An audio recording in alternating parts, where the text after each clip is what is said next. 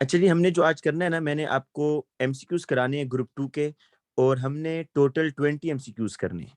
10 MCQs हैं, difficulty level बेटा जो मीडियम है वो, और फिर हमने नेक्स्ट जो 10 एमसीक्यूज करने हैं उनका डिफिकल्टी लेवल हार्ड है। तो टोटल 20 एमसीक्यूज आप करेंगे ना।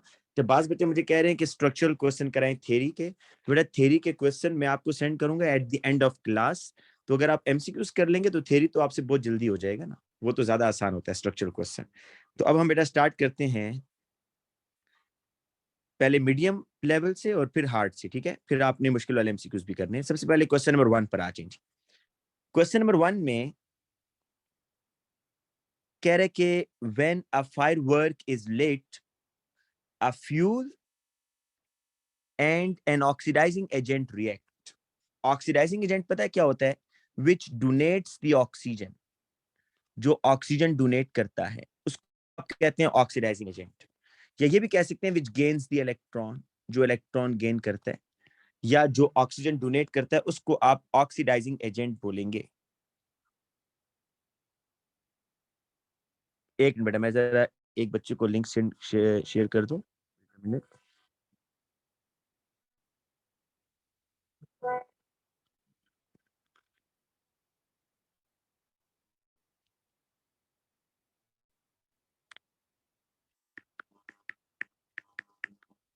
अच्छा, अब बेटा देखें, when a firework is lit, a fuel and an oxidizing agent reacts. In such a firework, magnesium is the fuel and barium nitrate is the oxidizing agent. Which solid products are produced when the firework is lit? अब बेटा ये देखें कि barium nitrate एक oxidising agent के तौर पर काम कर रहा है, ये उसने आपको बता दिया। और ऑक्सीडाइजिंग एजेंट क्या होता है? मैंने कहा है कि विच डोनेट्स द ऑक्सीजन, जो ऑक्सीजन डोनेट करता है। तो अब आपको मैं यहाँ पर एक चीज भी बेटा बता दूं पहले, कि जो ग्रुप 2 के नाइट्रेट्स होते हैं ना, ग्रुप 2 के मतलब मैग्नीशियम नाइट्रेट, इसी तरीके से बेटा कैल्शियम नाइट्रेट, इसी तरीके से स्ट्रोंशियम नाइट्रेट, और इसी तरीके से बेरियम नाइट्रेट। दो चीजें जरा समझ लें, मैंने आपको कहा ना साथ साथ में टॉपिक भी करवाऊंगा। दो चीजें समझ लें। एक तो ये थर्मली डिकम्पोज हो जाते हैं। थर्मली डिकम्पोज होने का मतलब है कि जब मैं इनको हीट करूंगा, जब मैं इनको हीट करूंगा तो ये डिकम्पोज हो जाएंगे, ठीक है? तो अब मैं अगर इनको हीट करता हूं बेटा, तो ये ग्रुप 2 के जो नाइट्रेट्स है ना, ये डिकम्पोज हो जाएंगे, डिफरेंट प्रोडक्ट्स में जाएंगे। पहली बात ये समझनी है कि ग्रुप 2 मेटल नाइट्रेट्स डिकम्पोज हो जाते हैं। दूसरी चीज जो आपने समझनी है कि इनकी स्टेबिलिटी डाउन द ग्रुप बढ़ती है। कि अगर सपोज करते हैं मैग्नीशियम नाइट्रेट को डिकम्पोज करने के लिए 500 डिग्री सेल्सियस टेम्परेचर चाहिए, कैल्शियम नाइट्रेट को डिकम्पोज करने के लिए 600 चाहिए होगा, इसको 700, इसको 800। तो आपके सिलेबस में ये ट्रेंड है। आपको ये याद रखना है कि जो थर्मल स्टेबिलिटी होती है ग्रुप 2 नाइट्रेट्स की या ग्रुप 2 कार्बोनेट्स की, वो डाउन द ग्रुप बढ़ती है, ठीक है? अगर इसके मुकाबले में कार्बोनेट्स होते हैं ना, तो वो भी ऐसी होना था। देखें, MgCO3, calcium carbonate, strontium carbonate और बेरियम कार्बोनेट, इन कार्बोनेट्स ने भी बेटा थर्मली डिकम्पोज होना था, ठीक है? लेकिन फिलहाल हम नाइट्रेट्स को देखते हैं कि जब ग्रुप 2 के मेटल नाइट्रेट्स डिकम्पोज होते हैं तो आपके पास क्या चीजें बनेंगी? आपके पास बनेगा मेटल ऑक्साइड, नाइट्रोजन डाइऑक्साइड और ऑक्सीजन गैस बेटा, ठीक है? ये बैलेंस इक्वेशन लिख दी है। नाइट्रोजन डाइऑक्साइड का ब्राउन कलर होता है, ये याद रखना है आपने, ब्राउन कलर। और यहां पर मिक्सचर ऑफ गैसेस बनती हैं, ऑक्सीजन गैस भी बन रही है, नाइट्रोजन डाइऑक्साइड भी बन रही है। और ये जो बेटा कार्बोनेट्स है ना ग्रुप 2 के, ये भी थर्मली अनस्टेबल होते हैं। आप जब इनको हीट करते हैं तो ये भी डिकम्पोज हो जाते हैं, और इनका भी सीक्वेंस ये है कि thermal stability down the group बढ़ती है। फॉर एग्जांपल, अगर मैग्नीशियम कार्बोनेट को डिकम्पोज करने के लिए 500, तो इसको डिकम्पोज करने के लिए 600, 700, 800, मतलब आपको टेम्परेचर ज्यादा देना पड़ता है। और ये किस में डिकम्पोज होगा जी? ये मेटल ऑक्साइड और कार्बन डाइऑक्साइड में। तो पहले दोनों इक्वेशन में फर्क समझ लें कि जो नाइट्रेट्स होते हैं उनको जब आप डिकम्पोज करेंगे तो दो गैसेस बनती हैं, मिक्सचर ऑफ गैसेस। जबकि जो कार्बोनेट्स हैं उनको जब आप डिकम्पोज करेंगे तो एक गैस बनेगी, दैट इज कार्बन डाइऑक्साइड। और नाइट्रेट्स को जब आप डिकम्पोज करेंगे तो ब्राउन गैस बनेगी, जो कि नाइट्रोजन डाइऑक्साइड की वजह से होगी।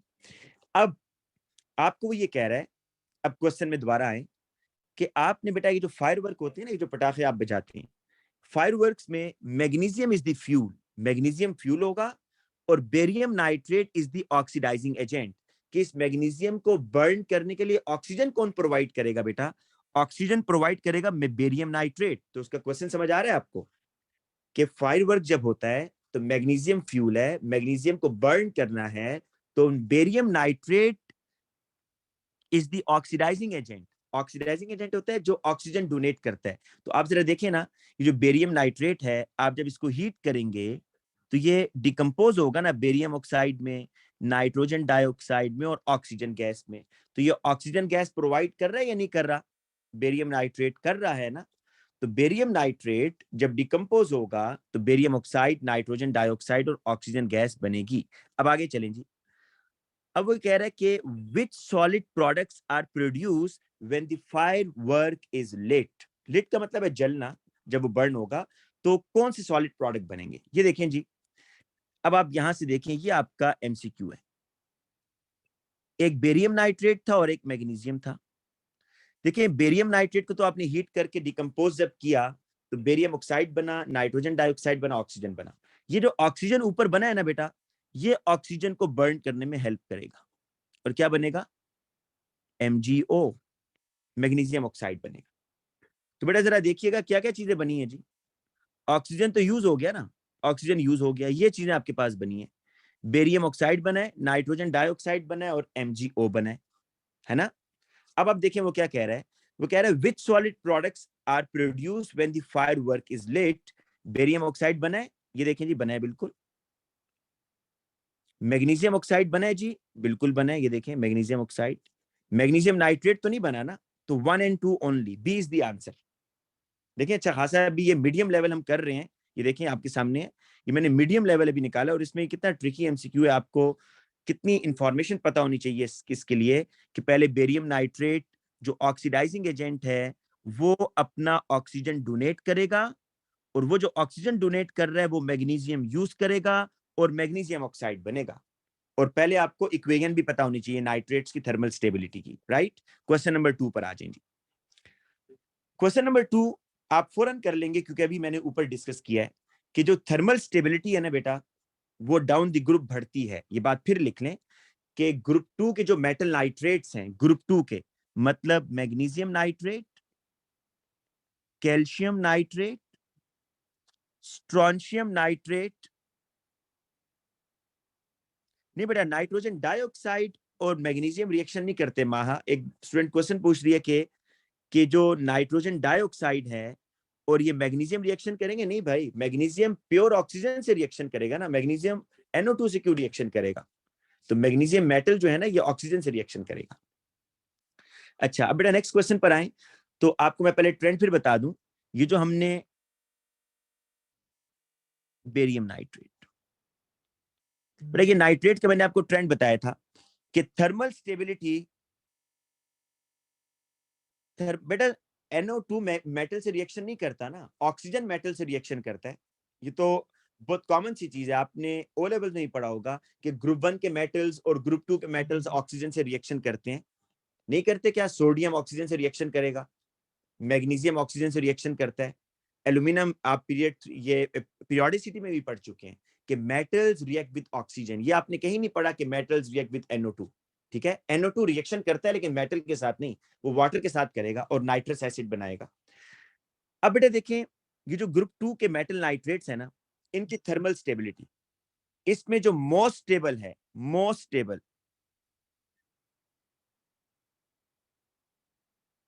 बेटा आप लोगों के कुछ बच्चे क्वेश्चन कर रहे हैं जी इसमें हमने रिवीजन नहीं करनी। बेटा ये रिवीजन भी करनी है, पास पेपर भी डिस्कस करने हैं ना, तो ये पास पेपर ही है जो भी हम डिस्कस कर रहे हैं अभी।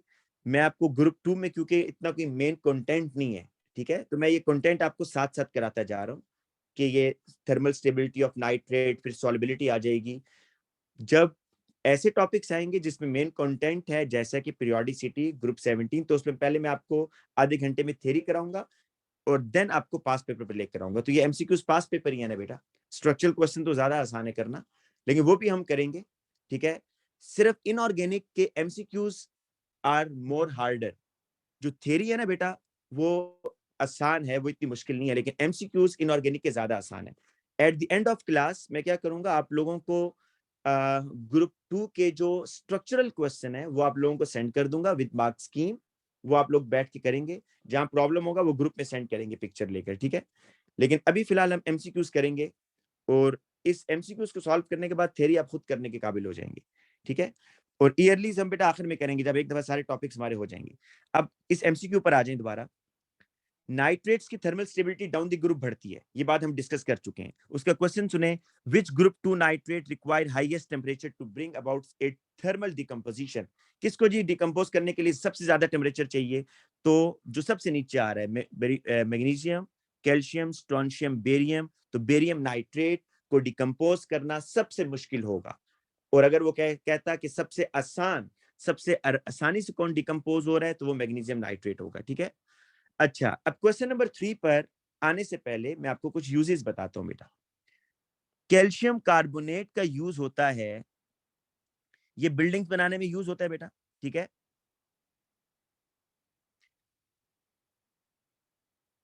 बिल्डिंग मटेरियल्स में यूज होगा कैल्शियम कार्बोनेट।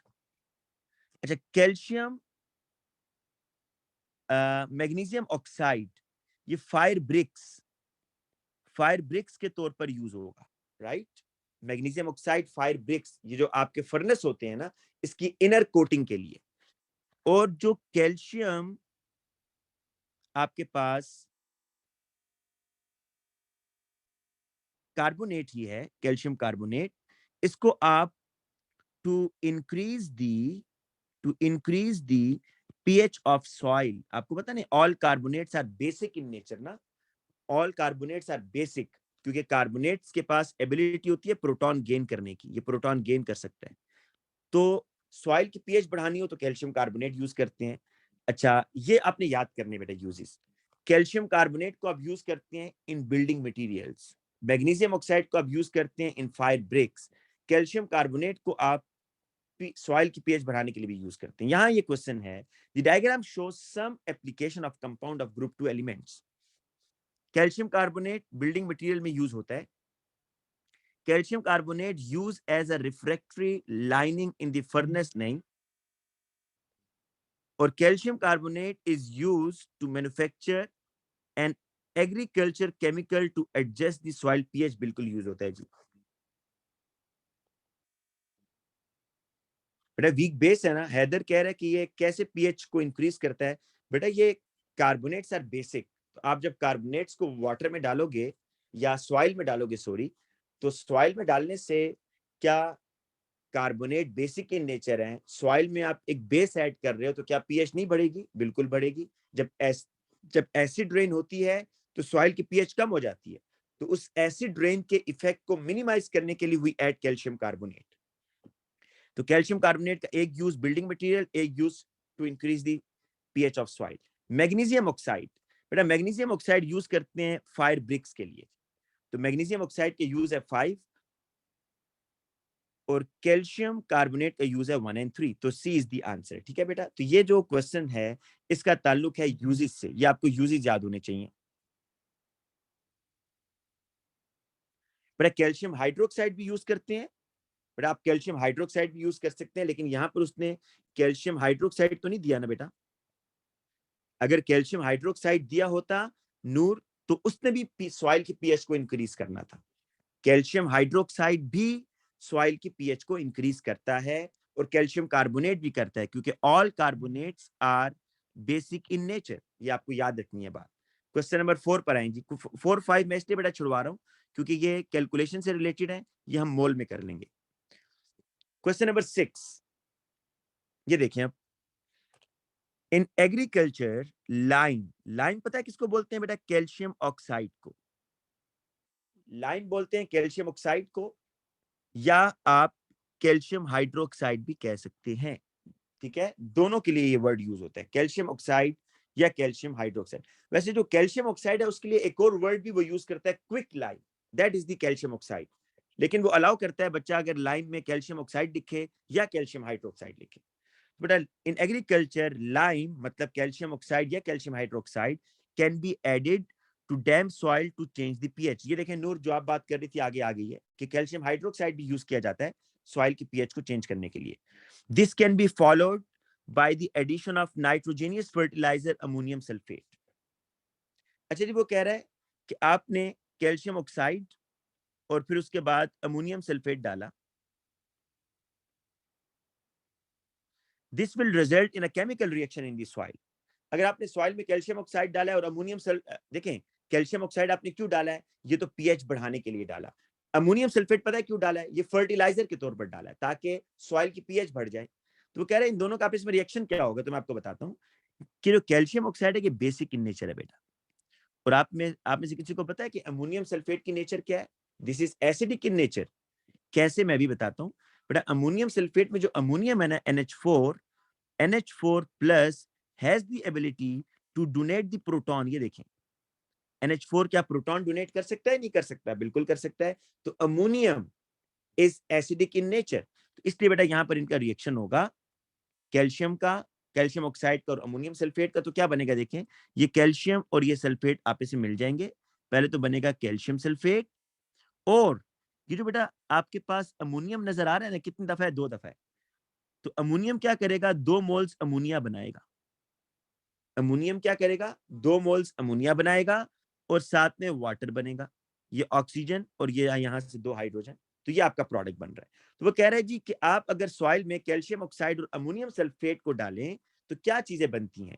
आपको मैं फिर बताता हूं, कैल्शियम ऑक्साइड बेटा बेसिक होता है। क्यों बेसिक है, कैसे पता है आपको? क्योंकि मेटेलिक ऑक्साइड्स है, all metallic oxides are basic. Ammonium sulphate बेटा क्या है? Ammonium sulphates are acidic in nature, क्योंकि अमोनियम आ रहा है, अमोनियम के पास एबिलिटी है प्रोटॉन लूज करने की। ठीक है, तो अब याद रखिएगा बेटा, ये जो अमोनियम है ना, अमोनियम, ये अमोनियम पता है क्या करता है? अमोनिया गैस रिलीज करता है। और अमोनियम क्या करता है बेटा? अमोनिया गैस रिलीज करेगा, और अमोनियम में जो हाइड्रोजन एक्स्ट्रा है, जो H प्लस है, वो इस ऑक्सीजन के साथ मिलकर वाटर बनाएंगे, और बाकी जो बच गए कैल्शियम और सल्फेट वो आप जोड़ देंगे। तो कह रहे हैं which substance were form in this reaction? एक कैल्शियम सल्फेट है और एक अमोनिया है, 2 and 3। तो सी इज द आंसर बेटा। क्वेश्चन नंबर 6 का आंसर क्या होगा? सी होगा। ठीक है, नेक्स्ट क्वेश्चन पर आएंगे अब। Question number 7, as you go down the group, what are trend in properties of table? देखिए आपको मैं ये बात बताऊं ऊपर कि जो कार्बोनेट्स हैं, कार्बोनेट्स, इनकी स्टेबिलिटी क्या होती है जी? Down the group. कार्बोनेट्स की thermal stability down the group बढ़ती है। ये बात ऊपर नाइट्रेट्स में डिस्कस कर चुका हूं, फिर सुन लें। Magnesium carbonate, calcium carbonate, strontium carbonate, barium carbonate. बेटा सबसे मुश्किल डिकम्पोज करना किसको होगा जी? बेरियम कार्बोनेट को डिकम्पोज करना सबसे मुश्किल है, क्योंकि इसके लिए आपको ज्यादा टेम्परेचर देना पड़ता है ना। ये आपने ट्रेंड याद किया हुआ है। आप कहेंगे रीजन क्या है इसकी? तो रीजन बेटा आप लोग A2 में पढ़ेंगे। अभी सिर्फ ट्रेंड याद रखने हैं आपको। मैं भी सारे ट्रेंड आपको बता दूंगा कि ग्रुप 2 में कौन कौन से ट्रेंड याद करने हैं। इस MCQ के बाद सारे ट्रेंड मैं साइड पर लिख देता हूँ। लेकिन अभी आपको ये 2 ट्रेंड जो मैंने बताए हैं कि थर्मल स्टेबिलिटी का मतलब क्या होता है बेटा? थर्मल स्टेबिलिटी का ये मतलब होता है कि आप किसी मॉलिक्यूल, किसी कंपाउंड को हीट दे रहे हैं तो वो कितना आसानी से टूट रहा है। अगर एक कंपाउंड आप उसको हीट दे रहे हैं और वो नहीं टूट रहा, तो आप कहेंगे ये बहुत थर्मली स्टेबल है कि हीट देने के बावजूद नहीं टूट रहा। लेकिन अगर आप एक कंपाउंड को हीट देते हैं और वो टूट जाता है, तो आप कहते हैं ये थर्मली अनस्टेबल है। ठीक है, तो डाउन द ग्रुप बेटा थर्मल स्टेबिलिटी बढ़ती है, थर्मल स्टेबिलिटी इंक्रीजेस। तो इसलिए वो कह रहा है कि as you go down the group, decomposition of decomposition temperature of carbonate increases. COD में से होगा। फर्स्ट आयोनाइजेशन एनर्जी बताएं जी। मैग्नीशियम, कैल्शियम, स्ट्रोंशियम, बेरियम, इसके पास 2 शेल हैं, अगर नहीं 3 शेल हैं। कैल्शियम के पास 4 शेल हैं। बेटा एटम का साइज बिगर हो रहा है, बस इस तरह याद कर लें। एटम का साइज बिगर होता जा रहा है, तो इलेक्ट्रॉन निकालना आसान होगा, मुश्किल होगा? आसान होगा ना। तो less ionisation energy is required. तो बेटा आपका आंसर होगा D. D is the answer, कि आपकी जो आयोनाइजेशन एनर्जी है ना, आयोनाइजेशन एनर्जी क्या हो रही है? वो डिक्रीज हो रही है। अब मैं आपको जल्दी से जरा ट्रेंड बता दूं कि ग्रुप 2 में जो ट्रेंड आपको याद रखने हैं वो सुन लें। एक तो है, ये आप लिख लें, thermal stability of group 2 nitrates and carbonates increases. बेटा जैसे जैसे आप नीचे की तरफ आएंगे तो वो उनको डिकम्पोज करना मुश्किल होता जाएगा. पहले ये ट्रेंड एक याद करना है आपने. दूसरा ट्रेंड जो आपको आना चाहिए, solubility of group 2 hydroxides and nitrates. बेटा इनकी solubility बढ़ती है, increases down the group. बेटा कार्बोनेट्स सॉरी नाइट्रेट्स और हाइड्रोक्साइड, आप जितना नीचे आएंगे इनकी solubility बढ़ेगी. मतलब मैं ये कह रहा हूं, magnesium hydroxide, calcium hydroxide, strontium hydroxide और बेरियम हाइड्रोक्साइड. अगर आपसे कहीं पूछे कि इसमें सबसे ज्यादा सॉल्युबल कौन है, तो barium hydroxide is the most soluble. Same for the nitrates, barium nitrate is the most soluble. और अगर मैं सल्फेट्स की सॉल्युबिलिटी की बात करूं तो वो भी लिख लें. solubility of group 2 sulfates decreases down the group. बेटा सल्फेट्स की जो सॉल्युबिलिटी है वो डाउन द ग्रुप कम होती है. मतलब आपके पास अगर है ना MgSO4, calcium sulphate, strontium sulphate और barium sulphate. Barium sulphate least soluble होगा, मैग्नीशियम सल्फेट मोस्ट सॉल्युबल होगा. ये बड़ी इंपॉर्टेंट है, इससे आगे एमसीक्यूज आएंगे. इससे ट्रेंड फिलहाल यही है. ठीक है, आगे चलें जी. अब ये देखें क्वेश्चन नंबर 9. ये थोड़ा सा ट्रिकी है, बड़े ध्यान से इसको देखें कि अ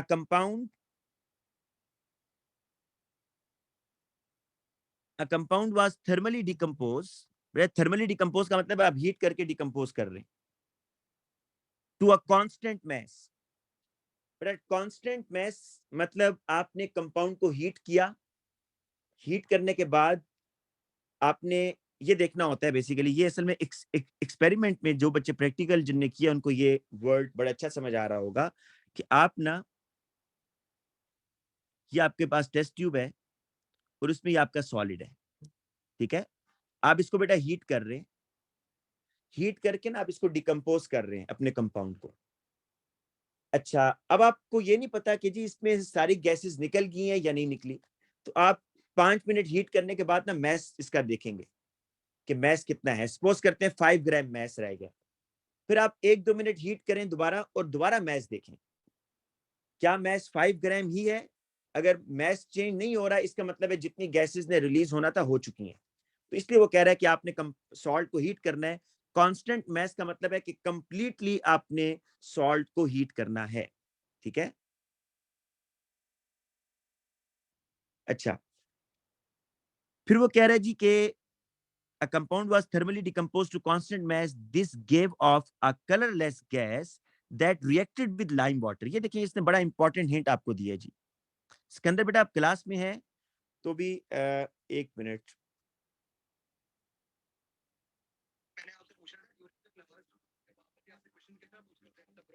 बेटा आप मुझे ग्रुप में मैसेज कर दें भाई, ग्रुप में मैसेज करें. शाबाश.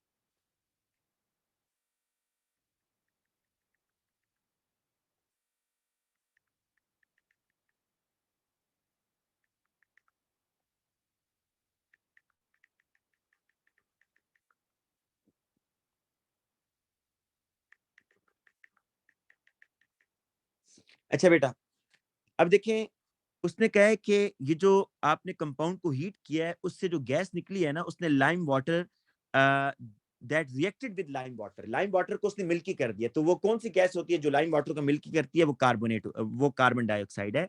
इसका मतलब ये कार्बन डाइऑक्साइड गैस है जो लाइम वाटर को मिल्की कर रही है. ठीक है, the lime water went cloudy. अब आपको ये पता चल गया कि ये कार्बोनेट है, लेकिन कार्बोनेट तो सब में आ रहा है जी. अब आगे चलते हैं. The solid that was left was allowed to cool. अच्छा बेटा, कह रहे कि कुछ सॉलिड जो पीछे बच गया ना उसको आपने कूल डाउन किया और उसमें एसिड डाला. अच्छा, वो जो सॉलिड था, उस सॉलिड में जब आपने एसिड डाला ना तो एफर्विसेंस हुई, बबल बने। अब यहाँ अब आप रुके और सोचें कि जब भी किसी सॉलिड में या किसी सॉल्यूशन में आप एसिड डालें, एसिड, और उस सॉल्यूशन से या सॉलिड से गैस निकले, तो इसका क्या मतलब है, वो क्या होगा, उसमें कार्बोनेट इज प्रेजेंट। बेटा ये बात आपको पता होनी चाहिए कि कार्बोनेट जो होते हैं ना, कार्बोनेट में आप जब भी एसिड डालेंगे ना, कार्बन डाइऑक्साइड रिलीज होती है, और ऑब्जर्वेशन क्या होती है, फिजिंग या इफेर्विसेंस। अब जरा उसका क्वेश्चन फिर सुने। कह रहा है एक कंपाउंड था, उसको आपने हीट किया थर्मली, एक कलरलेस गैस निकली जिसने लाइम वाटर को मिल्की किया, ठीक है, लेकिन कुछ सॉलिड जो पीछे बच गया था, कांस्टेंट मैस, वो जो सॉलिड बच गया था ना, उसमें जब उसने एसिड डाला दोबारा, तो वो कह रहा है उस सॉलिड के अंदर एसिड डालने से दोबारा फिजिंग हुई। इसका मतलब है उस सॉलिड में कार्बोनेट था, और वो कार्बोनेट डिकम्पोज नहीं हुआ।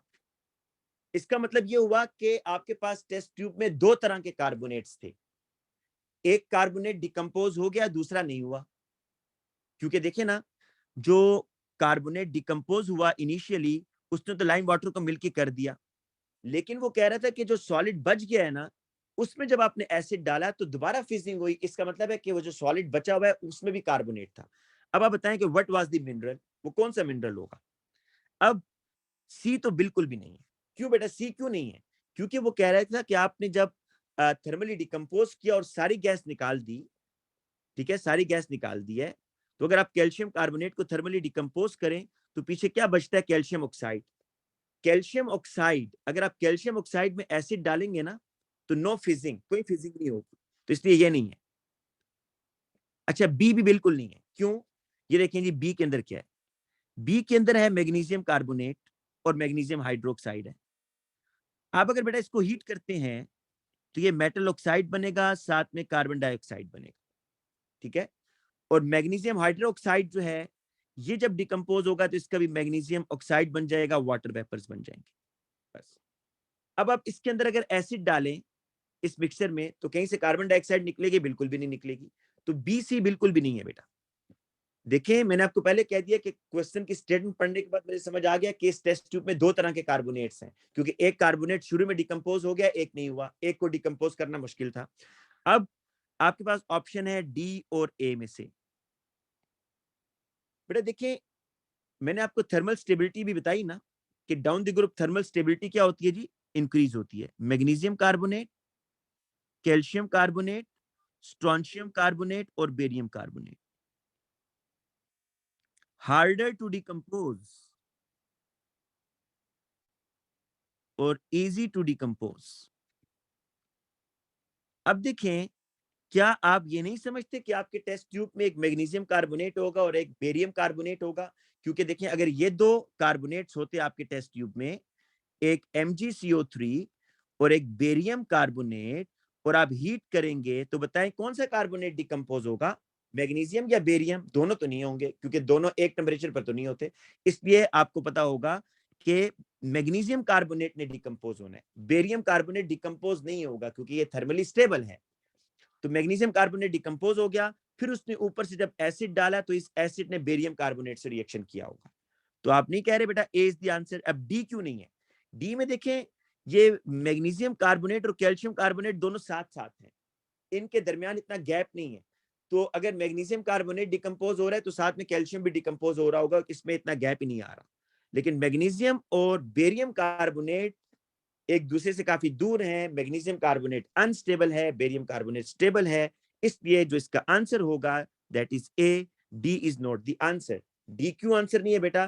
क्योंकि मैग्नीशियम और कैल्शियम कार्बोनेट दोनों ही तकरीबन अनस्टेबल हैं, क्योंकि साथ साथ आ रहे हैं ना, तो दोनों आसानी से टूट जाएंगे। लेकिन मैग्नीशियम और बेरियम का जो मिक्सचर होगा, इसको अगर आप हीट करते हैं तो मैग्नीशियम कार्बोनेट डिकम्पोज होगा, बेरियम कार्बोनेट नहीं होगा, ठीक है। तो A is the answer. Question number 10 पर आ जाए, ये भी ट्रिकी है बेटा।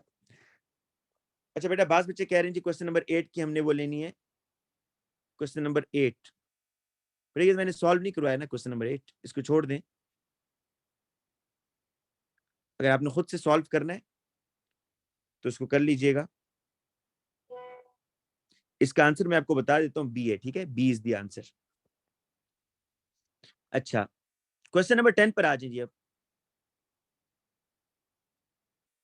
थर्मल डीकम्पोज, या ये आपने बड़े ध्यान से सुनना है। Thermal decomposition of compound S release carbon dioxide. बेटा थर्मल डिकम्पोजिशन कंपाउंड एस की कार्बन डाइऑक्साइड रिलीज कर रहा है, तो एस क्या होगा जी आपके ख्याल में? कार्बोनेट होगा नहीं होगा? जरा सोचे ना कि एक कंपाउंड एस है, इसको वो डिकम्पोज कर रहा है, तो कार्बन डाइऑक्साइड गैस बन रही है। वो कह रहा है व्हाट इज कंपाउंड एस, तो कम से कम सी और डी तो नहीं हो सकते ना, क्योंकि सी और डी में तो कार्बोनेट है ही नहीं। वो कह रहा है एस एक कार्बोनेट है। कार्बोनेट वो नहीं कह रहा है, लेकिन मुझे कैसे पता चला?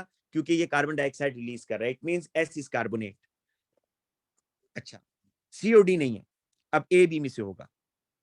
Thermal decomposition of compound S releases carbon dioxide gas and forms a white solid T. देखिए तो दोनों कर रहे हैं जी। आप कैल्शियम कार्बोनेट को डिकम्पोज करें, calcium oxide carbon dioxide, magnesium carbonate को डिकम्पोज करें, मैग्नीशियम ऑक्साइड और कार्बन डाइऑक्साइड, दोनों व्हाइट सॉलिड बना रहे हैं। अभी तक कंफर्म नहीं हुआ क्या है। S and T R not soluble in water.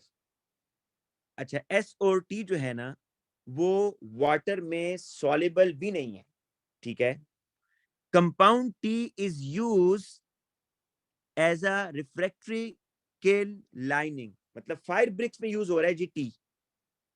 इसमें से जरा बताएंगे, जो टी व्हाइट सॉलिड है, ये टी है जी, T is the white solid ना, तो बताएं इसमें से कौन है जो फायर ब्रिक्स में यूज होता है, मैग्नीशियम ऑक्साइड या कैल्शियम ऑक्साइड?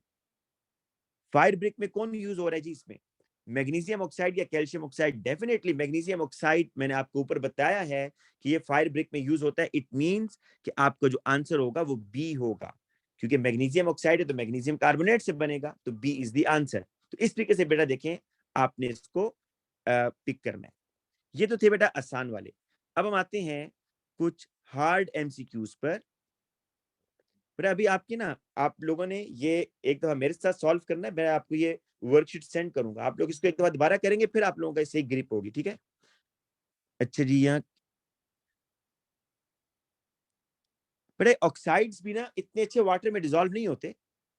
ऑक्साइड्स वाटर में इतने अच्छे डिजोल्व नहीं होते भाई, जिस तरह कार्बोनेट्स है ना, कार्बोनेट्स भी वाटर में डिजोल्व नहीं होते। कुछ ना कुछ देखें, जब हम ये कहते हैं ना कि ये कंपाउंड वाटर में इनसॉल्युबल है, इसका ये मतलब हरगिज नहीं होता कि वो बिल्कुल सॉल्युबल नहीं है, उसकी थोड़ी सी अमाउंट डिजोल्व होती है। लेकिन जो ऑक्साइड्स हैं, उनकी डाउन द ग्रुप सॉल्युबिलिटी बढ़ती है, ये बात ध्यान में रखें। जो ग्रुप 2 के ऑक्साइड्स हैं ना, डाउन द ग्रुप सॉल्युबिलिटी बढ़ेगी। Magnesium oxide, calcium oxide, strontium oxide, barium oxide. जो ऊपर वाले ऑक्साइड्स हैं ना, ये वाटर इनसॉल्युबल है। स्ट्रोंशियम और बेरियम वाटर में सॉल्युबल होंगे, ठीक है एमन, ये बात समझ आ गई आपको? अब मैग्नीशियम ऑक्साइड और कैल्शियम ऑक्साइड ऊपर आ रहे हैं ना, टॉप पर आ रहे हैं ग्रुप 2 में, इसलिए ये वाटर सॉल्युबल नहीं है, और यही उसने बेटा यहां पर बताया हुआ है। अच्छा, नेक्स्ट क्वेश्चन बेटा, अब नेक्स्ट वर्कशीट है क्वेश्चन नंबर 1। ये काफी बेटा इसमें वर्किंग करनी होगी, जरा ध्यान से आपने सुनना है इसको।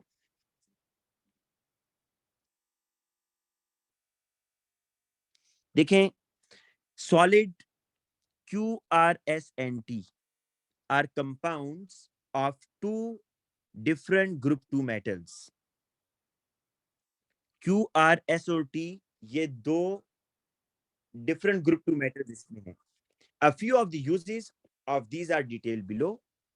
Compound Q is used as a refractory lining material। बेटा अब आपको ये याद हो जाना चाहिए कि जो लाइनिंग के लिए यूज होता है वो मैग्नीशियम ऑक्साइड होता है। तो Q तो पकड़ा गया ना बेटा, Q है magnesium oxide. Compound R is use as a building material, तो R भी बेटा आप लोगों ने पकड़ लिया है, ये क्या है? Calcium carbonate. It can also be heated in a kiln to form a compound S। अच्छा, कह रहे अगर आप कैल्शियम कार्बोनेट को हीट करें ना, देखे ना, it can also be heated in a kiln to form a compound S। तो कैल्शियम कार्बोनेट को जरा आप हीट करें तो क्या बनता है बेटा? कैल्शियम ऑक्साइड और कार्बन डाइऑक्साइड नहीं बनता क्या? तो इसका मतलब है कि जो एस है ना, this is the calcium oxide. S क्या है? कैल्शियम ऑक्साइड है, क्योंकि कह रहा है it can also be heated in a kiln to form a compound S. और एस को जब हाइड्रेट करेंगे, एस को हाइड्रेटेड का मतलब है इसमें वाटर ऐड करें एस में, तो क्या बनाएगा? It form a compound T which is use agriculturally to treat soil. तो ये देखिए बेटा, कैल्शियम हाइड्रोक्साइड। देखिए सॉइल की पीएच बढ़ाने के लिए दो कंपाउंड्स हैं, कैल्शियम कार्बोनेट और कैल्शियम हाइड्रोक्साइड। तो ये बेटा यहाँ पर आपको सारे को पता चल रही है कि क्यू क्या है, आपके पास MgO है, आर क्या है, आपके पास कैल्शियम कार्बोनेट है, एस क्या है, कैल्शियम ऑक्साइड है, और टी क्या है, कैल्शियम हाइड्रोक्साइड है। अब वो कह रहा है कि which statement about these compounds are correct? More acid is neutralized by 1 gram of R than by 1 gram of Q. बेटा ये देखिए, इसके मोल निकाल लेते हैं, बड़ा सिंपल है। इसका 1 ग्राम और इसका 1 ग्राम। पहले तो ये डिसाइड करें कि आया दोनों बेसिक हैं या नहीं है जी। Both are basic, right, both are basic, क्योंकि metal oxides and metal carbonates both are basic. पर इनके मोल निकाले ना, ग्राम से नहीं, अभी आपको पता चलेगा, आपने मोल निकालने इनके।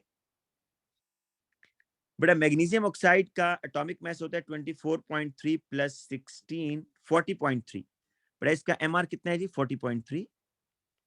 तो इसके मोल कैसे निकलेंगे? 1 डिवाइडेड बाय 40.3, तो 1 डिवाइडेड बाय 40.3 ये आ रहा है 0.0248।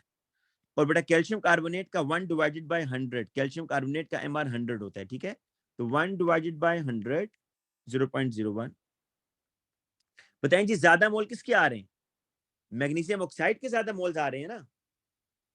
तो कौन ज्यादा न्यूट्रलाइज करेगा एसिड को? Magnesium oxide. क्यू ज्यादा न्यूट्रलाइज करेगा, क्यू। वो क्या कह रहा है जी कि more acid is neutralise by R, तो first statement is wrong. First statement wrong होगी ना बेटा।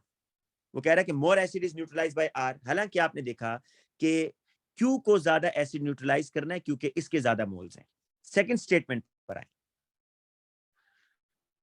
The Mr of R greater than Mr of S by 44। R का एमआर है 100, एस का एमआर कितना आ रहा है जी? कैल्शियम का है 40 और ऑक्सीजन का है 56, सॉरी 16, तो 56 हो गया ना बेटा। कैल्शियम ऑक्साइड, कैल्शियम का 40 होता है, ऑक्सीजन का 16 होता है, तो इनमें कितना डिफरेंस आ रहा है जी? 44 का आ रहा है। तो सेकंड स्टेटमेंट ठीक है। वो कह रहा है आर का एमआर एस के मुकाबले में 44 ज्यादा है। तीसरा जरा देखें, अब बेटा देखें तीसरा क्या है, the metallic element in S, metallic element in S, S में कौन सा है जी metallic element? Calcium. React with cold water more rapidly than Q, Q में मेटेलिक एलिमेंट कौन सा है? मैग्नीशियम। यहां से आप एक और कॉन्सेप्ट सीख लें जी, जो भी मैंने आपको बतानी थी बात, कि जो बेटा मेटल्स की रिएक्टिविटी होती है, मैग्नीशियम, कैल्शियम, स्ट्रोंशियम और बेरियम, मेटल्स की रिएक्टिविटी डाउन द ग्रुप क्या होती है? बढ़ती है। क्यों? क्योंकि मेटल्स बेसिकली डिपेंड करती हैं कि कौन सा मेटल कितने आसानी से इलेक्ट्रॉन लूज कर रहा है। तो जितने बिगर साइज का एटम होगा ना, उतने आसानी से इलेक्ट्रॉन लूज करेगा। तो बेरियम रेडिली इलेक्ट्रॉन लूज करेगा, तो barium is the more reactive. लेकिन वो पूछ रहा है मैग्नीशियम और कैल्शियम में, तो मैग्नीशियम और कैल्शियम में calcium is the more reactive, ये ज्यादा रिएक्टिव होगा due to its bigger size, less ionisation energy. तो कह रहा है मेटालिक एलिमेंट इन एस मतलब calcium reacts with cold water more rapidly than Q मतलब मैग्नीशियम। तो ये बात भी ठीक है। तो 2 and 3 बेटा, सी इज द आंसर, राइट। देखिए आपको कितनी इस पे वर्किंग करनी पड़ी है जी। अच्छा ये मोल से रिलेटेड है, मैं इसको स्किप कर रहा हूँ, मोल जब आएगा वहां पर करेंगे। ये आ जाए जी इस पर। Question number 3, a mixture of two group 2 elements, a mixture है, एक मिक्सचर है बेटा आपके पास दो चीजों का जिनमें ग्रुप 2 एलिमेंट्स भी हैं, a mixture of two, और वो ग्रुप 2 एलिमेंट्स हैं, वह थर्मली डिकम्पोज। स्टेटमेंट को इतनी उसने अच्छी नहीं बेटा लिखी यहाँ पर, इतनी क्लियर नहीं आपको समझ आ रहा, आपको ऐसे लग रहा होगा कि ग्रुप 2 एलिमेंट्स का मिक्सचर है, हालांकि ग्रुप 2 एलिमेंट्स के कंपाउंड्स का मिक्सचर है। वर थर्मली डिकम्पोज, क्योंकि एलिमेंट्स को तो डिकम्पोज नहीं कर सकता ना, ग्रुप 2 के जो कंपाउंड्स होंगे उनको डिकम्पोज कर रहा है। तो आपके पास Y is a mixture of 2, Y में दो बेटा आपके पास कंपाउंड्स हैं। कह रहा है दिस रिएक्शन, आपने इसको थर्मली हीट करके डिकम्पोज किया, this reaction produce a white solid and only two gaseous products, one of the gaseous product relights a glowing splint. बेटा देखिए, एक टेस्ट आपने ओ लेवल से पढ़ा था ऑक्सीजन गैस का, कि अगर आप ग्लोइंग स्प्लिंट लेके जाएं, ग्लोइंग स्प्लिंट क्या होता है कि आप वो जो माचिस जलाते हैं ना, उसको आप जब बंद करते हैं तो वो आगे से हल्का सा ग्लो कर रहा होता है। उस ग्लोइंग स्प्लिंट को अगर आप ऑक्सीजन गैस में लेके जाए ना, तो वो ग्लोइंग स्प्लिंट दोबारा रीलाइट करता है। तो ये ऑक्सीजन गैस की प्रेजेंस बता रहा है। तो अब आपको समझ आ जानी चाहिए कि कार्बोनेट तो नहीं हो सकता ना बेटा, कार्बोनेट तो कार्बन डाइऑक्साइड निकालता है। ऑक्सीजन गैस कौन प्रोड्यूस करता है? नाइट्रेट्स। क्योंकि दो गैसेस बन रही है ना, तो इसका मतलब है एक NO2 होगी, एक गैस NO2 होगी और एक गैस ऑक्सीजन होगी। तो कह रहे हैं कि this reaction produce a white solid and only two gaseous product. One of the gaseous product is oxygen. What could be component of mixture Y? अगर आप बेटा पहले वाले को देखें, मैग्नीशियम क्लोराइड तो कोई गैस नहीं बनाएगा, लेकिन ये एक ही गैस बनाएगा, दो गैस नहीं बना रहा, तो ए इज रॉन्ग। अगर आप नीचे वाले में देखें बेटा, तो इसमें दो हैं। मैग्नीशियम कार्बोनेट कौन सी गैस बनाएगा? Carbon dioxide. और ये नाइट्रेट कौन सी गैस बनाएंगे? NO2 और ऑक्सीजन। ये कितनी गैसेस बना रहे हैं जी? अब तीन गैसेस बना रहे हैं ना, तो वो तो कह रहा है ओनली टू गैस, इसलिए ये भी गलत है। आपको सिर्फ दो गैसेस वाले प्रोडक्ट देखने। अगर हम नीचे देखें बेटा सी वाले में, तो सी तो बिल्कुल ही रॉन्ग है। क्यों? क्योंकि बेटा मैग्नीशियम ऑक्साइड भी कोई गैस नहीं बनाएगा और कैल्शियम सल्फेट से भी कोई गैस नहीं बनेगी। लेकिन अगर आप डी में आए, डी में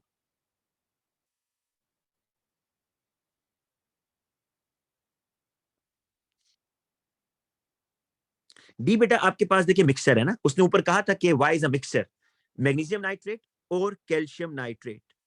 तो इसमें से बेटा जब आप इसको डिकम्पोज करेंगे, अच्छा इसमें कौन डिकम्पोज होगा जरा ये गेस करें। अगर एक ने डिकम्पोज होना है तो कौन जल्दी डिकम्पोज होगा? जो ऊपर आ रहा है, क्योंकि thermal stability down the group बढ़ती है। तो मैग्नीशियम नाइट्रेट अगर डिकम्पोज हो रहा है तो आपके पास MgO बनेगा। जी आफरीन क्या क्वेश्चन पूछ रही है भाई? बड़ा MgO डिकम्पोज नहीं होता बेटा। MgO देखें मैं आपको बताता हूँ, MgO अगर डिकम्पोज होगा तो वो बहुत हाई टेम्परेचर पर लेबोरेटरी में तो नहीं होता। यही तो रीजन है कि आप MgO को फायर ब्रिक्स, जो जहां पर आपको मैं अगर सिंपल अल्फाज में बताऊं, जहां ईंटें बनती हैं उसके अंदर का टेम्परेचर कितना ज्यादा होता है, तो उसके अंदर जो कोटिंग होती है वो MgO की होती है, क्योंकि MgO डिकम्पोज नहीं होता। इतना हाई टेम्परेचर ये मेंटेन करता है, इसका बॉइलिंग पॉइंट बहुत हाई है, तभी तो आप इसको फायर ब्रिक्स के तौर पर यूज करते हैं। ठीक है बेटा, MgO डिकम्पोज नहीं होगा, ये आप याद कर लें। Due to its high, due to its strong ionic bond.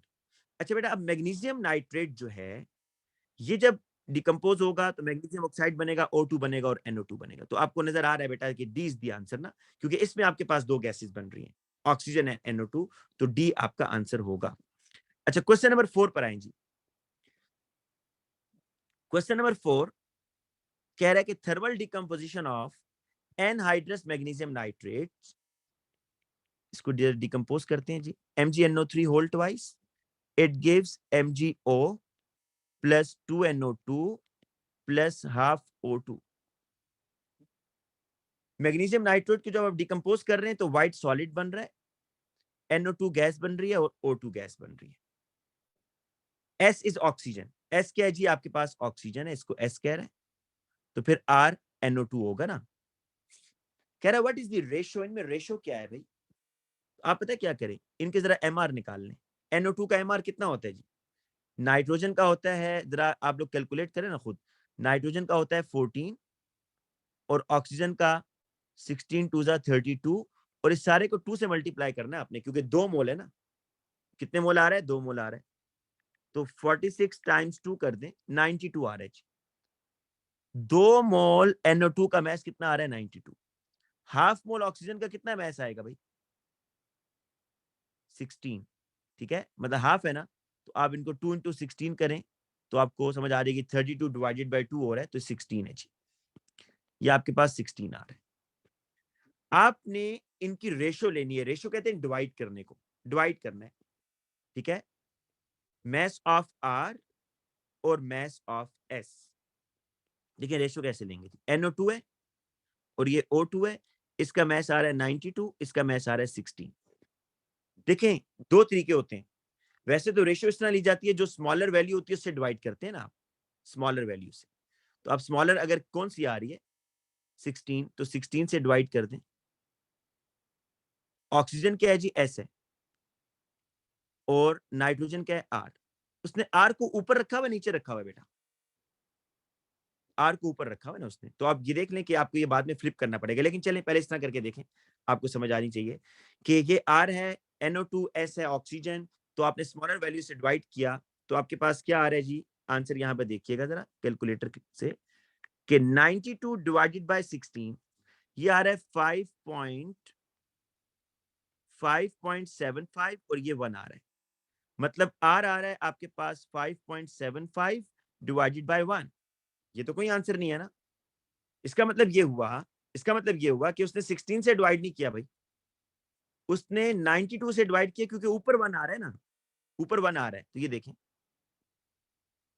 ये आपके पास 16, आप जरा 92 से दोनों को डिवाइड करें, ये आ रहा है आपके पास 1, और 16 डिवाइडेड बाय 92 करें जी, 16 डिवाइडेड बाय 92, ये आ रहा है 0.1739, 0.1739। आर को ऊपर रखा है उसने, आर क्या आ रहा है आपके पास, 1 आ रहा है। एस क्या आ रहा है जी आपके पास, 0.174। तो बी इज द आंसर। ठीक है, तो बेसिकली कोई इसमें वो आपका कैलकुलेशन ही चेक करना चाह रहा है कि आपने पहला काम क्या करना है जी, NO2 के जितने मोल्स बने उसका मोलर मास निकाल लिया, ऑक्सीजन के जितने मोल बने उसका मोलर मास निकाल लिया, 92 और 16 आ गया, फिर आपने इसकी रेशियो लेनी है बेसिकली। ठीक है, और रेशियो में आपने 92 से दोनों को डिवाइड करना है। अगर आप लोग कहेंगे सर 16 से क्यों नहीं करना, तो आपके सामने करके देखा 16 से, बेटा बिल्कुल आप 16 से करते हैं ना। देखें, रेशियो में मैं आपको बताऊं, रेशियो में कोई फर्क नहीं पड़ता। आप अगर इसको फ्लिप भी कर दे ना, मैंने ये लिखा है ना, मैस ऑफ आर 1 और मैस ऑफ एस जो है वो 0.174 आ रहा है। अगर आप इसको फ्लिप भी कर दें, मतलब एस को ऊपर कर दें, आर को नीचे कर दें, तो बात फिर भी वही रहेगी। ठीक है, और ये बात बिल्कुल ठीक है कि हम जब रेशो ले रहे होते हैं तो हम स्मॉलर नंबर से डिवाइड करते हैं, स्मॉलर नंबर से। लेकिन उसने यहाँ पर स्मॉलर नंबर से, देखिए आपके सामने मैंने डिवाइड किया लेकिन आंसर नहीं आ रहा ना, तो उसने यहाँ पर जो रेशो लिया है वो स्मॉलर नंबर से। आप खुद देखिए कि उसने ऊपर क्या रखा हुआ है जी, यहाँ पर आर और डिवाइडेड बाय एस। और आप इसके आंसर्स देखें ना, तो ऊपर 1 आ रहा है, मतलब उसने 92 को 1 रखा है, 92 को 92 से डिवाइड करेंगे तो 1 आएगा ना। ये चीज जरा बेटा नोट करें। मैं इसको जरा साफ करता हूं और आप जरा फिर सोचें कि आपके पास यहां मैस आ रहा था 92 और ऑक्सीजन का आ रहा है 16। आर जो है ना, जिसका मैस 92 आ रहा है, इसको वो 1 कर रहा है चारों ऑप्शन में। इसका मतलब आपने कॉमन सेंस यूज करना है कि वो असल में 92 से डिवाइड कर रहा है, 92 से ही डिवाइड कर रहा है, तब ऊपर 1 आएगा। अगर 92 को 92 से डिवाइड करेंगे तो फिर 1 आएगा। ठीक है, वैसे रेशियो में ये बात बिल्कुल ठीक है कि स्मॉलर नंबर से डिवाइड किया जाता है, लेकिन यहां पर इसने वो नहीं किया। अब नेक्स्ट क्वेश्चन पर आएंगे, question number 5। Equal volume of saturated solution of barium hydroxide and calcium hydroxide. पहले ये डिसाइड करें इसमें ज्यादा सॉल्युबल कौन है। Barium hydroxide is more soluble, क्योंकि आपको मैंने ये ट्रेंड लिखवा दिया है कि the answer is same for 92 over 16, 1 over। वो फ्लिप हो गया ना, या एक मिनट मैं इसको कैलकुलेट कर लेता हूँ। 92 डिवाइडेड बाय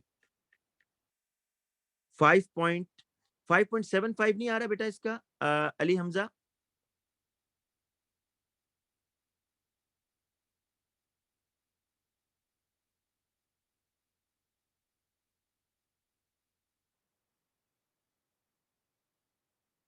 अच्छा, फिर आप यहाँ पर तो 5.75 तो नहीं, 5.75 आ रहा है ना, एक मिनट। तो 1 डिवाइडेड बाय, ठीक है, ठीक है भाई, बिल्कुल ठीक है, बिल्कुल ठीक है, ठीक है। अच्छा, अब बेटा देखिए नेक्स्ट क्वेश्चन के अंदर, बिल्कुल ठीक है, क्या नाम है, Ali Hamza, well done. Next question के अंदर जी बेरियम हाइड्रोक्साइड और कैल्शियम हाइड्रोक्साइड दोनों को उसने मिक्स किया है और व्हाइट प्रेसिपिटेट बने।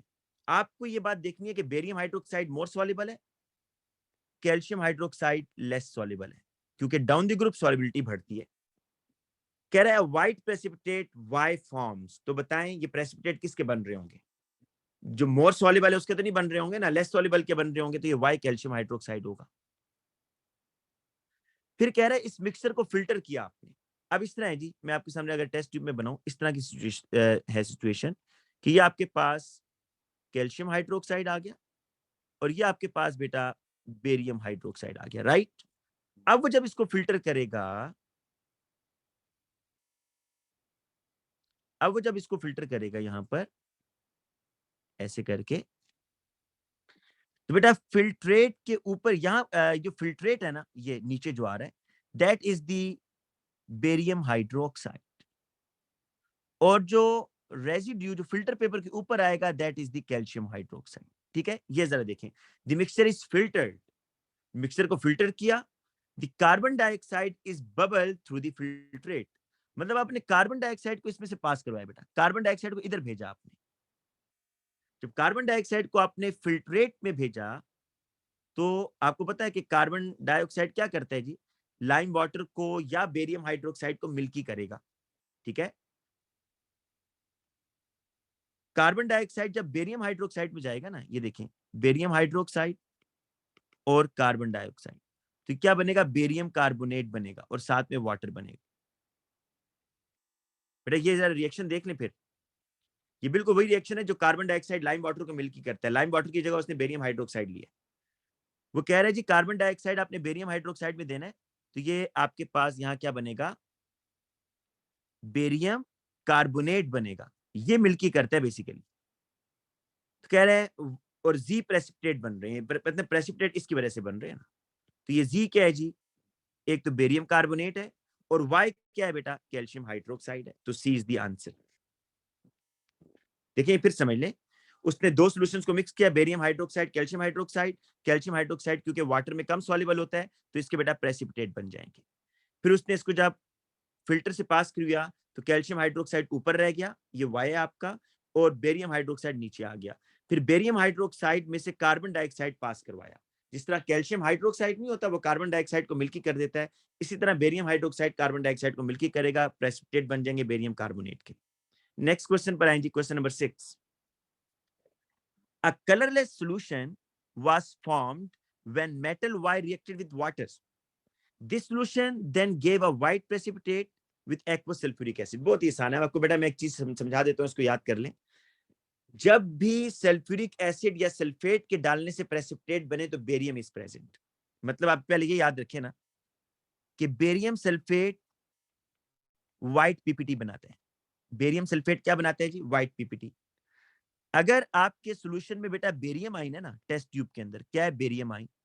आप ऊपर से सल्फेट डालते हैं, तो लाजमी BaSO4 के व्हाइट पीपीटी बनेंगे। इसके ऑपोजिट भी कर लें, अगर आपके सॉल्यूशन में सल्फेट है, आप ऊपर से बेरियम नाइट्रेट या बेरियम क्लोराइड डालते हैं, तो ये बेरियम और सल्फेट मिलकर व्हाइट पीपीटी बना देंगे।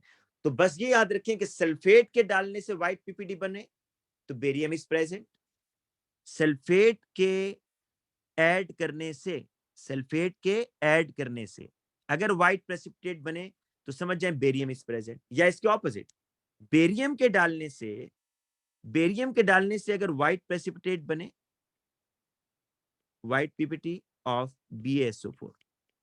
जी जवेरी, आप क्या कह रही हैं बेटा?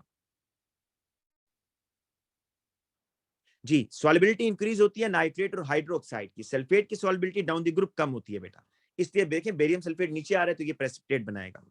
अब वो ये कह रहा है कि colorless solution was formed when metal Y react with water. metal Y water से रिएक्शन कर रहा है ना जब, तो बेटा कलरलेस सॉल्यूशन क्यों बन रहा है पता है आपको? जरा गेस करें क्यों बन रहा है? क्योंकि बेरियम हाइड्रोक्साइड है। बेरियम हाइड्रोक्साइड तो आपको पता है ना, down the group solubility increase होती है, तो बेरियम तो बिल्कुल नीचे आ रहा है, तो बेरियम हाइड्रोक्साइड वाटर सॉल्युबल है। लेकिन कह रहा है कि इसी के अंदर व्हाइट प्रेसिपिटेट बनते हैं जब आप सल्फ्यूरिक एसिड डालते हैं। कह रहा है इसी बेरियम हाइड्रोक्साइड के अंदर अगर आप सल्फ्यूरिक एसिड डाल दें, तो बेरियम सल्फेट व्हाइट प्रेसिपिटेट बनेंगे। याद रखें, जो ग्रुप 1 के मेटल्स होते हैं ना, ये तो वाटर में सॉल्युबल होते हैं, इनको तो निकाल दें। पीछे बच गया मैग्नीशियम और बेरियम। तो बेटा magnesium sulphate is water soluble, barium sulphate is insoluble, तो इसलिए barium is the answer, barium answer होगा। नेक्स्ट क्वेश्चन पर आए जी। ये भी आसान से है, कोई मुश्किल नहीं है। A student performs several experiment on element Y, जो कि एक अल्कलाइन अर्थ मेटल है। अल्कलाइन अर्थ मेटल कहते हैं जो ग्रुप 2 के मेटल्स होते हैं। To determine its identity and the following observations are made. When added to water, Y hydroxide dissolve in water.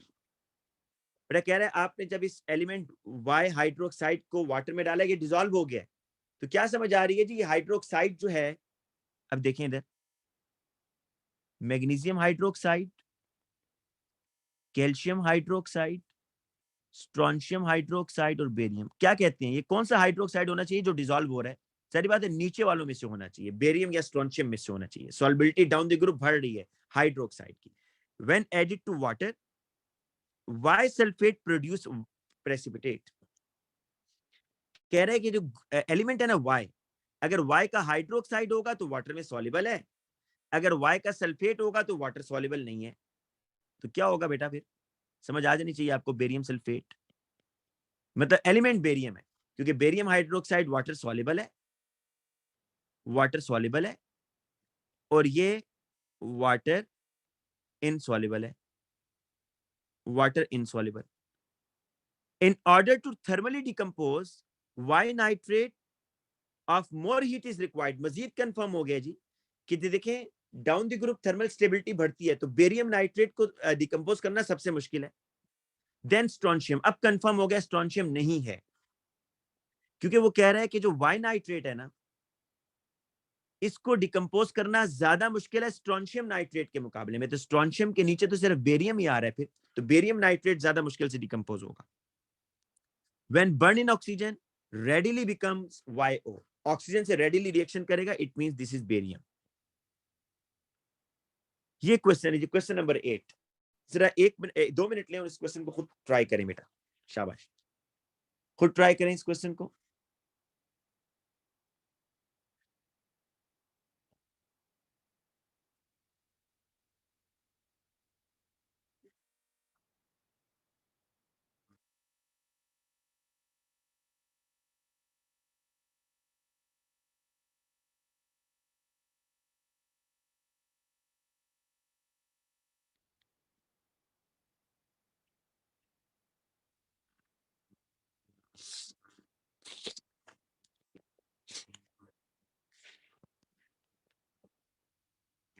Haider ने बताया है सी। जी बेटा सी है इसका आंसर, शाबाश हैदर। अब जरा देखें जी, मैं बताता हूँ ये हैदर यहाँ तक कैसे पहुंचा होगा।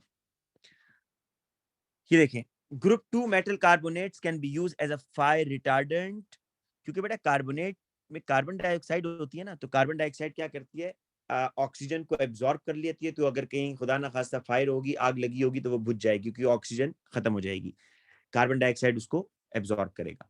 तो कह रहा है group 2 metal carbonates are used as a fire retardant as they thermally decompose, producing carbon dioxide. The carbon dioxide removes the oxygen from the fire. Three minerals, each having a mixture of group 2 metal carbonate, could be used as a fire retardant. What is the order of effectiveness as a fire retardant? आपने ये बताना है कि इनमें से सबसे ज्यादा carbon dioxide कौन प्रोड्यूस कर रहा है। एक तो कॉन्सेप्ट ये होगा कि जिसके पास ज्यादा कार्बोनेट्स होंगे वो ज्यादा कार्बन डाइऑक्साइड बनाएगा, लेकिन थर्मल स्टेबिलिटी भी तो आएगा ना बेटा। थर्मल स्टेबिलिटी की कौन आसानी से डिकम्पोज हो रहा है, जो आसानी से डिकम्पोज होगा वो कार्बन डाइऑक्साइड बनाएगा ना। अगर बेरियम कार्बोनेट है वो तो डिकम्पोज ही नहीं होगा, क्योंकि बेरियम कार्बोनेट तो बड़ा मुश्किल से डिकम्पोज होता है, थर्मली स्टेबल है। लेकिन अगर ऊपर वाले मेटल्स हैं, मैग्नीशियम या कैल्शियम, ये आसानी से डिकम्पोज होते हैं। तो अब देखें what is the order of effectiveness from best to worst. Best carbonate कौन सा होगा जिसमें कैल्शियम मैग्नीशियम आ रहा है, ये देखें, क्योंकि आपको मैंने बताया ना कि magnesium carbonate, calcium carbonate, strontium carbonate और बेरियम कार्बोनेट, ये आसानी से डिकम्पोज होंगे, नीचे वाले मुश्किल से डिकम्पोज होंगे, harder to decompose, thermally stable हैं, ठीक है, और ये आसानी से डिकम्पोज होंगे, रेडिली डिकम्पोज हो जाएंगे। अब देखिए आपके पास डोलोमाइट और हंटाइट दोनों में कैल्शियम मैग्नीशियम है। अब क्या किया जाए?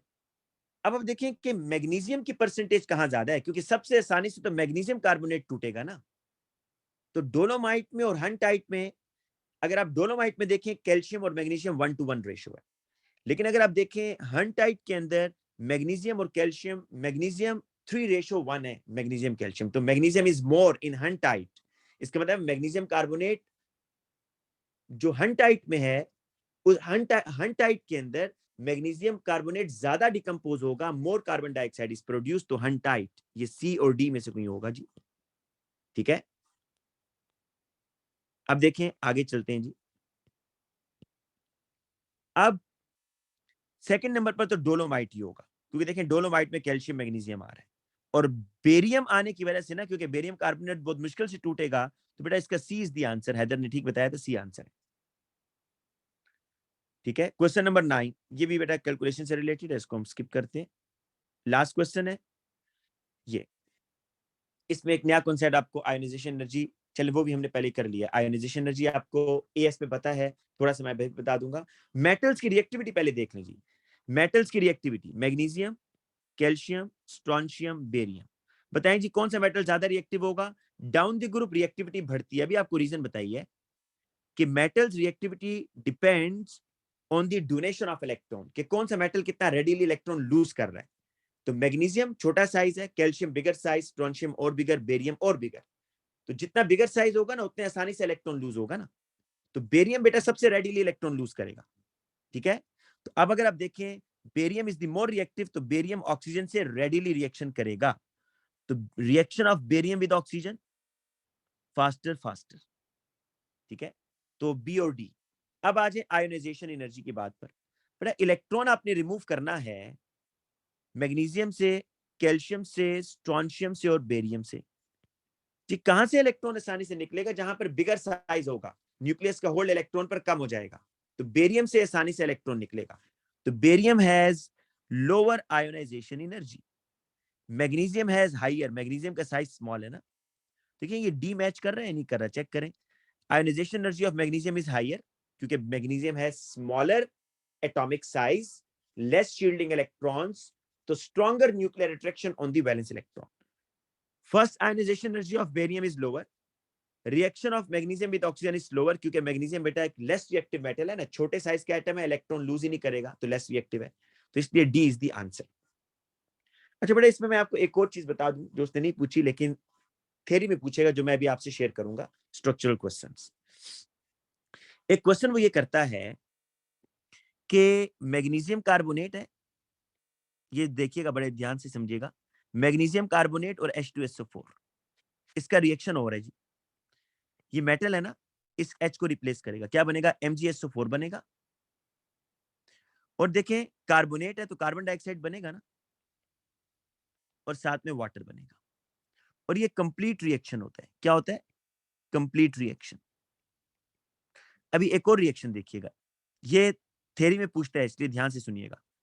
कैल्शियम कार्बोनेट प्लस H2SO4, अच्छा शुरू में रिएक्शन होगा, शुरू में आपके पास बनेगा कैल्शियम सल्फेट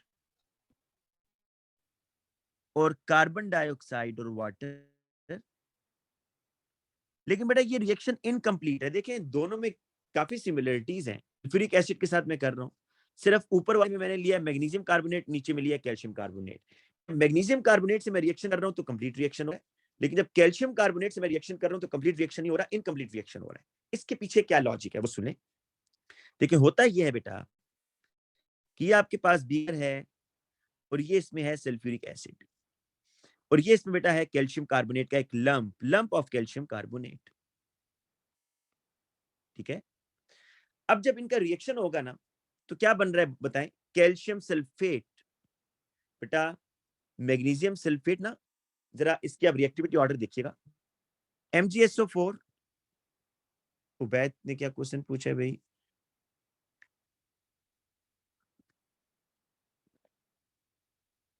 अच्छा बेटा मैं क्या नाम है उबैद, अभी इसकी बात करा देता हूं, पहले ये देख लो।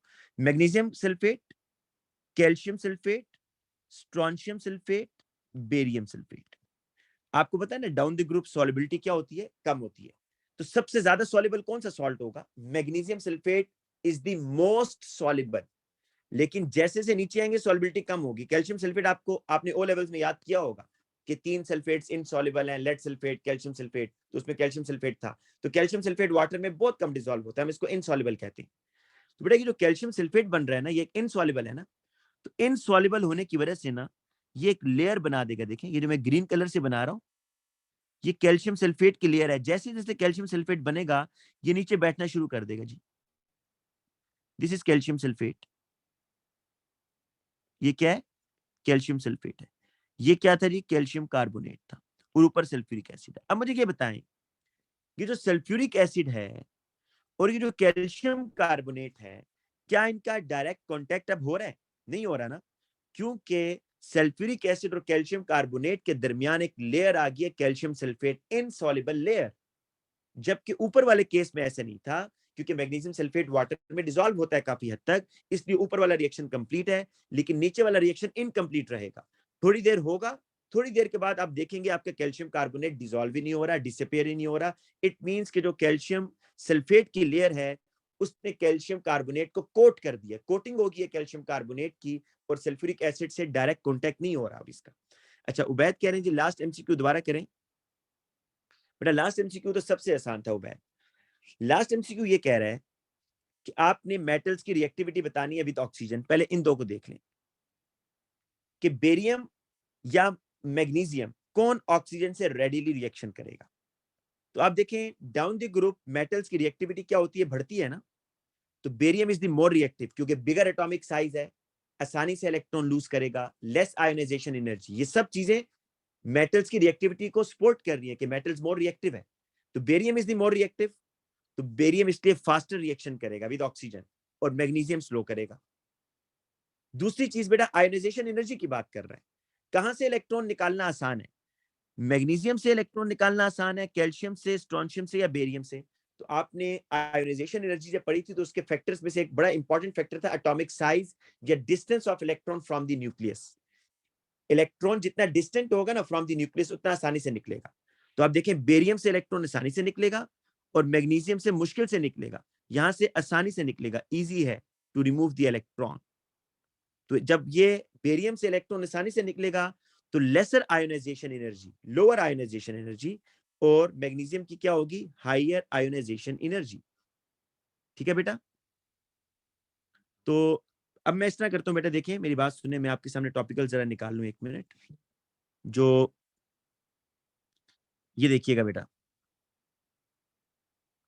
Wait a minute.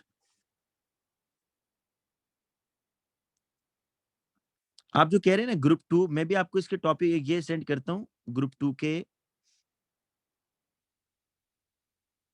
This is group 2। Wait a minute, ये नाइट्रोजन सल्फर है, ये हेलोजन है, ये जी ग्रुप 2। ये देखें जी, ये मैं आपको सेंड करता हूं। अगर आप कहेंगे तो मैं कल का दिन इस पे लगा लूंगा। अगर आप कहते हैं तो हम कल का दिन ग्रुप 2 पे लगा लेते हैं, लेकिन आपको पता है हमारे पास टाइम थोड़ा शॉर्ट है बेटा। तो आपको मैं इस तरह करता हूँ, ये ग्रुप 2 के टॉपिकल सेंड कर देता हूँ अभी, ठीक है, विद मार्क स्कीम भी शेयर कर देता हूँ। तो आप लोग इन ग्रुप 2 को ना जरा खुद करें, जो क्वेश्चन नहीं होंगे वो आप व्हाट्सएप ग्रुप में मुझे डालते जाएं, मैं उसको सॉल्व कर दूंगा। ठीक है, तो ये मैं भी आपको सेंड करता हूँ जी। ठीक है जी, अल्लाह हाफिज।